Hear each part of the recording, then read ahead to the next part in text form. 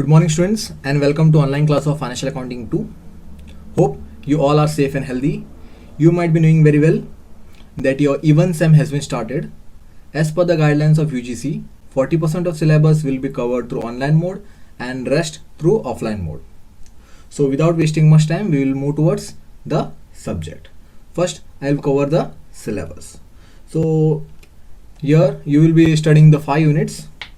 So the unit 1 will be consignment account. Under this, the meaning of consignment and important terms used in the consignment account, valuation of unsold stock, normal loss, then problems relating to the consignment in the books of consignor and consignee. And there are two methods for this, cost price method and invoice price method. So the second unit will be hire purchase and installment purchase account. Here you will be studying the meaning of hire purchase contract, definition use, then meaning of installment also, then difference between hire purchase and installment purchase, then system of recording those accounts, then calculation of interest, entries, and in the book and accounts in the books of hire purchaser and hire vendor, and assignment of profit, debtor method and stock and debtor method, simple problems relating to that. So this is the second unit. Third unit is the branch account. Here you will be studying the meaning and types of branch, system of accounting for dependent branch, debtor system and stock and debtor system, independent branch, then depreciation of branch assets, goods and remittance in transit, and preparation of final account.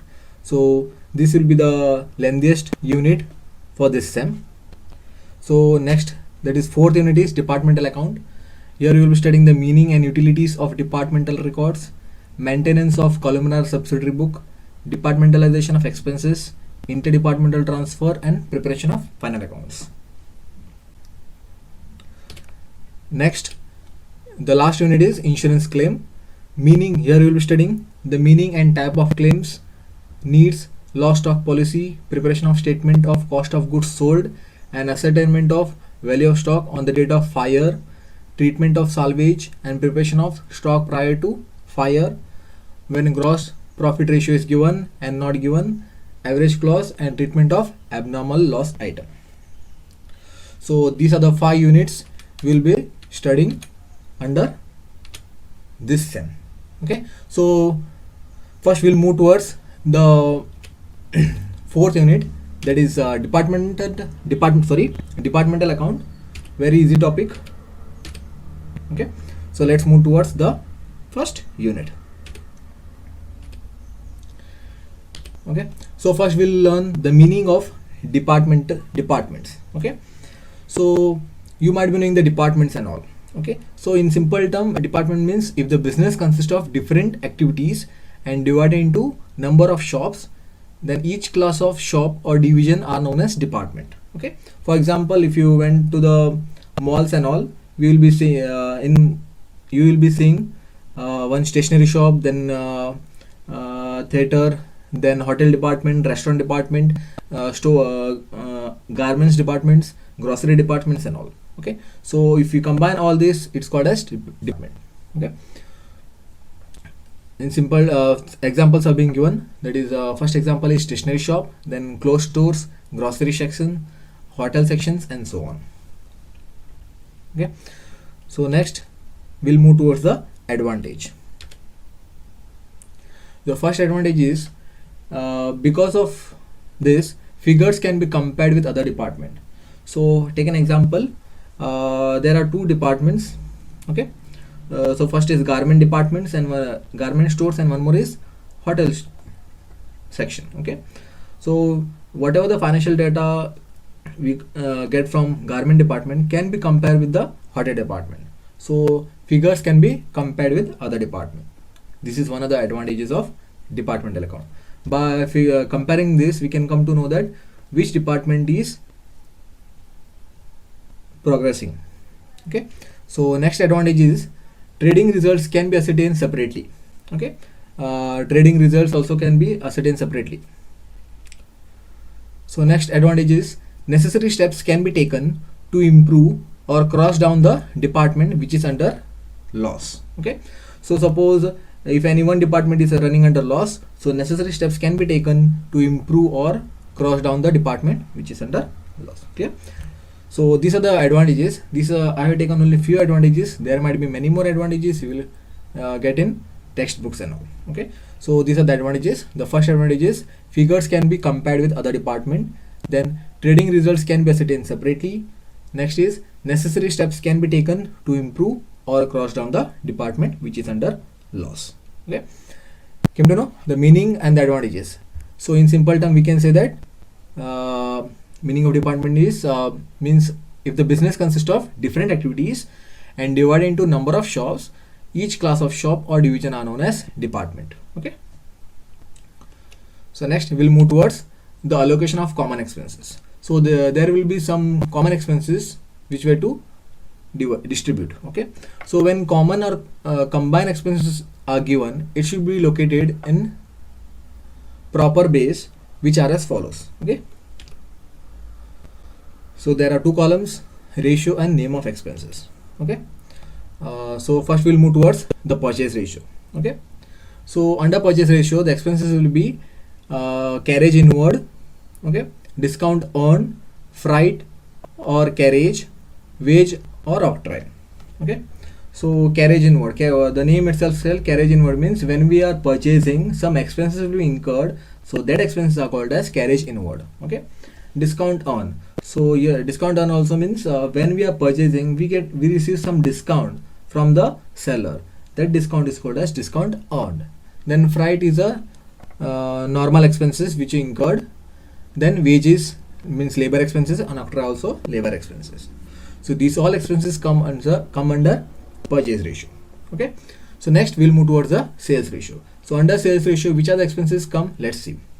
Okay, first we'll do the discount allowed. So you might be knowing the meaning of discount allowed. So when we sell to the purchaser, okay, so we give some discount to the purchaser, so that discount is called as discount allowed. Then advertisement, why advertisement is considered here as under sales ratio is, see, advertisement is taken to increase the sales, so it is also one type of sales expenses. So because of this we have taken advertisement in sales ratio. Next is free sample. Free sample is also one type of sales ratio only, because for promoting the products or promoting the samples we give first free samples to the customers. So why we are giving is in order to increase increase our sales or to increase our demand also. Okay, so next will be carriage outward.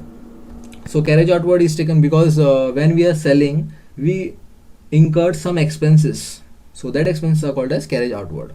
Then selling expenses, bad debts also is undertaken under sales ratio, because we can't say if we are selling goods on credit, we can't say that we will receive full amount from that purchaser, so some amount will be considered as the bad debts also. Then commission on sales also. Then general expenses. Okay, so these all expenses will comes under sales ratio. The next will be space or area occupied ratio. Okay, the name itself tell area occupied ratio. So how much area is occupied, that much on that base only expense will be taken. Okay, so first will be building repairs. Okay, so building repair is undertaken, the cost is undertaken on the basis of area occupied also. Okay, repairs and all. Then depreciation of building also, rent, tax, insurance. So how rent, tax and insurance is measured on the basis of area occupied. So these all expenses comes under area occupied ratio or space occupied ratio. Next is number of workers ratio. Okay, so under number of workers ratio, the first will be salary. So how salary is considered here, because salaries are distributed on the basis of number of workers and all, so because of that only salaries are undertaken here. Then labor and welfare expenses also. Then personal department expenses. Okay, so these all expenses will come under number of workers. Then next, light point ratio. So light point ratio means electricity ratio also. Okay, so under this power expenses, motive power, electricity charges will come under light point ratio. Okay, Then closing stock ratio. Closing stock ratio is the expenses will be here fire insurance and go down rent. Okay, why fire insurance is because we take insurance on stock. Okay, so if suppose fire is occur on the go down, okay, so the goods will be destroyed. So how much goods has been destroyed, on base of that only fire insurance department will provide the amount. And go down rent is undertaken because of stock also. Okay, closing stock. Then next is value of asset ratio. Here under this, depreciation and repairs and maintenance will be occurring. So these all the expenses will come under different base. Okay, so you should take down the this points because these are very important from the point of solving the problems and all. So first purchase ratio, then sales ratio, then space occupied ratio, then number of workers ratio, light point ratio, closing stock ratio, and value of asset ratio. Okay, so next we'll move towards simple term, that is interdepartmental transfer. Okay, so still now you have studied the meaning of department, the advantages of department, and the allocation of expenses. Okay, so next we'll move towards interdepartmental transfer. So the meaning is when the goods or services are transferred from one department to another department. Clear? Take an example. Okay, one grocery shop is there and one hotel section is there. Okay, when some goods are transferred from grocery shops to hotel section, okay, so that transfer is called as interdepartmental transfer. Clear? When some goods are transferred from one department to another department, that is called as interdepartmental transfer. Not only goods, even the service also can be transferred. Okay, even the goods and service can be if goods and service are transferred, then from one department to another department, then it is called as interdepartmental transfer. Okay, so now here there are two terms, that is goods and services. Okay, suppose if goods are transferred, it should be recorded in trading account. Okay, clear? When goods are transferred, it should be recorded in trading account, and when services are transferred, it should be recorded in profit and loss account. Okay, these two terms make it clear. Okay, see, when goods are transferred, it should be recorded in trading account. Okay, and when services are transferred, it should be recorded in profit and loss account. Clear? So clear? The department which transfer goods treat it as sales. Okay, this is very common. When one department is transferring goods to another department, the transferring goods will consider that sales, and the department which receives will consider as a purchase. This is very common for you. Clear? This is all about interdepartment transfer. Okay, so when goods are transferred, it should be recorded in trading account, and when services are transferred, it should be recorded in profit and loss account. Okay, so in short, we can say that departmental account consists of trading and profit and loss account. Clear? Okay.